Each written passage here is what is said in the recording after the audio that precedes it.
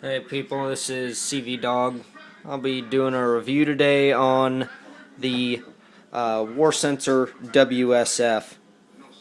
Have been looking on YouTube and haven't seen any reviews on it.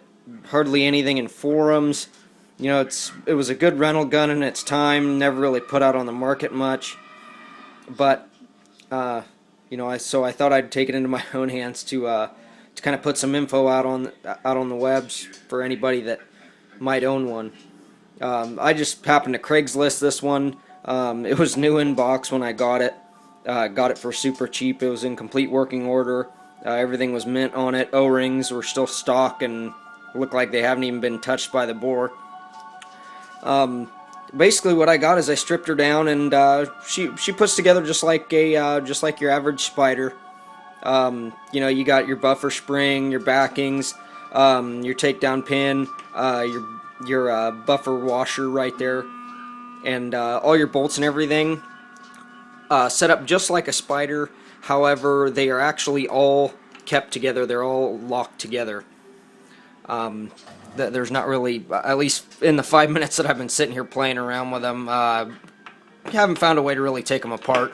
I think maybe if you are to order parts from Warsensor, you would just get this whole thing for the WSF ordered up for you. Kind of sucks if one piece fails, you got to get the works. But I don't know, maybe I'm wrong. You tell me. Anybody that's a pro with these guns. I'm a newbie. But anyway, pretty sweet looking gun. It's pretty stout. Picatinny rails all over the place. Right side, vertical grip, Picatinny rail attachment. Left side, and your sight rail. All Picatinny. However, it does have an inline feed. But it's not like a slip feed like you find on Spiders, like what I got here on my Victor, where you're going to need an elbow. It's basically kind of like your average air compressor. A fitting like that. It's threaded, big threaded washer, or screw. As soon as I get it undone. But you loosen it up just like that, to where you can slip your hopper down into there and cinch it down as firm as you want, position it any way you want. Stock barrel on it. It's a decent looking barrel, but we don't really buy things for show, we buy things for performance. However, I did shoot this gun quite a bit. I've gone through about 1,000 rounds with it, and the stock barrel is actually not bad. I'm sure I can do better, but the stock barrel is actually pretty darn decent. I was impressed. I had my old Spider Victor here. I actually just put this new 32 degree aftermarket barrel on it. I think it's a 14-inch.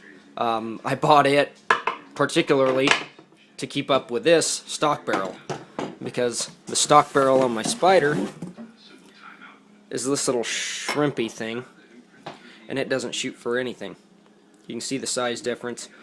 Once you get it all threaded in, well, you're looking at 4 inches there shorten you. So that's what I got there.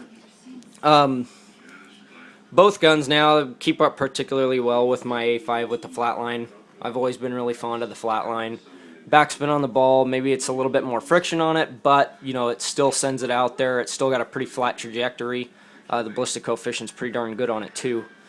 Drop off, it doesn't really occur until you hit about 70 yards with that. So that's kind of the standard that I try to meet, is with that flatline there. But yeah, so the WSF gets pretty close. Only naysay that I'd have with this gun, it's built like a brick shithouse, but I don't know how in the heck people are getting parts for them. I've heard so many rumors on the internet about, okay, you got Armatech that's in charge of Warsensor, and then it changed hands to somebody else. They got a new distributor here in 2005, and then they have a new distributor in 2008, and I've heard all sorts of different rumors. So they don't really have many authorized dealers, at least here in Northern California. I think the closest one is Sacramento. I haven't checked with Top Stitch yet. They're not listed, but let's see if they might have some possible upgrades for this out of what we can kind of Jew out of some other guns. But That's pretty much it. Hold zero. I shot at CO2 compressed air both out of an HPA, and it runs like a champ. Good gun. My wife shoots it primarily now. She likes it. So, and it's a quick shooter. Hasn't chopped a ball. Hasn't broken a ball. I'm impressed. It's just WSF. I know nowadays with their new guns, they have the AR or the AK knockoff gun. That's supposed to be pretty good, and it's pretty much what they've turned to selling point wise. That's their main producer. I don't think they're even making the WSF anymore.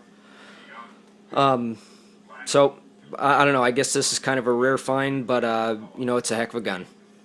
Warsensor, I think they knew what they were doing on this, and I think that's why that's why it became a big rental gun. Is because it could take a beating, and it could still perform halfway decent.